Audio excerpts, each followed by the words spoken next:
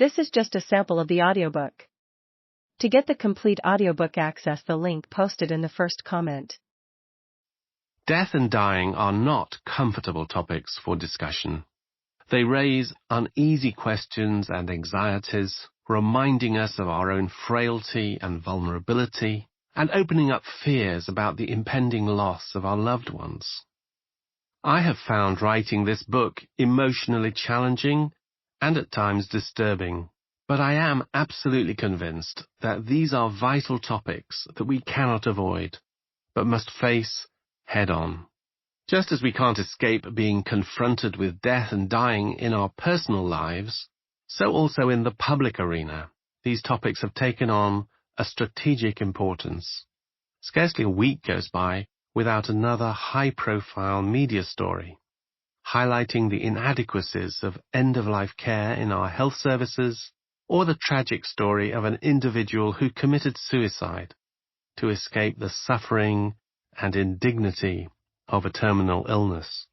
Some of those real-life stories feature in the subsequent chapters.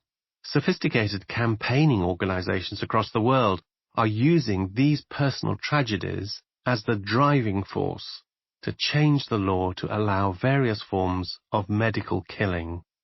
Their efforts seem to have been highly effective in influencing public opinion in favor of legislation for medically assisted suicide.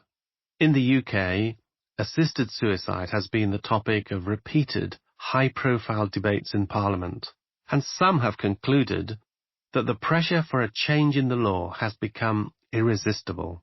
Several prominent Christian leaders, including the previous Archbishop of Canterbury, Lord Carey, and South African Archbishop Desmond Tutu, have publicly stated that they have changed their minds.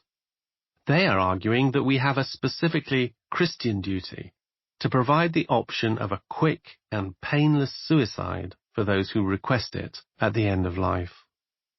So, what are the forces that are driving this demand for a change in the law? Is it about individual choice and control over our lives, what philosophers refer to as autonomy, or is it about the prevention of suffering? Should medical killing be restricted only to those with terminal illness, or to all who are facing hopeless and unbearable suffering? Is it possible to construct a law which has an internal logical consistency and is at the same time robust and safe in practice? Of course, these are much more than philosophical, political, or legal issues. We must never forget the personal tragedies and fears that lie behind the public debates. If we are followers of Christ, then it is our first responsibility to empathize, to try to comprehend and enter into the human suffering, fear, and desperation that many people face at the end of life.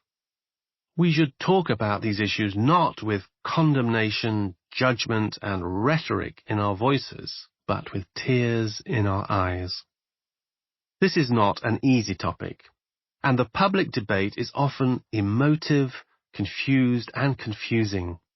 I have tried to make this book as up-to-date as possible, but the target is continually moving. And to my frustration as an author, fresh developments are occurring almost weekly.